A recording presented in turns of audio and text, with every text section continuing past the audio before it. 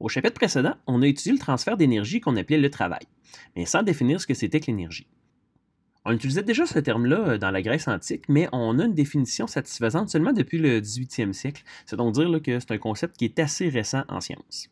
Alors, on va définir l'énergie comme étant la capacité à effectuer un travail ou à provoquer un changement. Tu te rappelles qu'un travail, en réalité, c'est une force fois un déplacement. Dans le fond, l'énergie, ça nous permet justement de produire une force. Donc, un objet peut posséder de l'énergie, mais ne peut pas posséder une force. Il peut seulement appliquer une force. Puis, le concept d'énergie, dans le fond, est relatif là, au déplacement, comme vous allez le voir, ou sinon, à provoquer un changement, par exemple, là, changer la forme d'un objet, dans le cas d'un ressort ou d'un élastique, par exemple. Tout comme les forces, on ne peut pas voir l'énergie, on peut seulement en observer les effets sur la matière. Cette année, on va s'intéresser essentiellement à l'énergie mécanique, c'est-à-dire l'énergie qui est relative à la position et au mouvement. L'énergie mécanique, ça se sépare en deux catégories.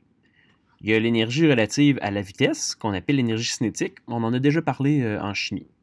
Lorsque l'effet de l'énergie n'est pas directement visible là, sur le mouvement, au moment du transfert d'énergie, on va plutôt parler d'énergie potentielle. L'objet a donc le potentiel de provoquer un changement ou d'effectuer un travail, mais ça ne veut pas dire qu'il va le faire tout de suite. Puis l'énergie potentielle, elle peut encore se séparer en deux. On peut parler d'énergie potentielle gravitationnelle si l'altitude a changé, ou d'énergie potentielle élastique si la forme de l'objet a changé, comme un ressort ou un élastique.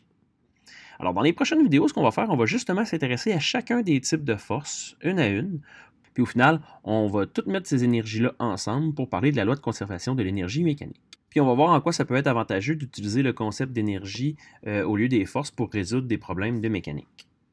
Vous pouvez cliquer sur le lien suivant pour accéder à la vidéo sur l'énergie cinétique.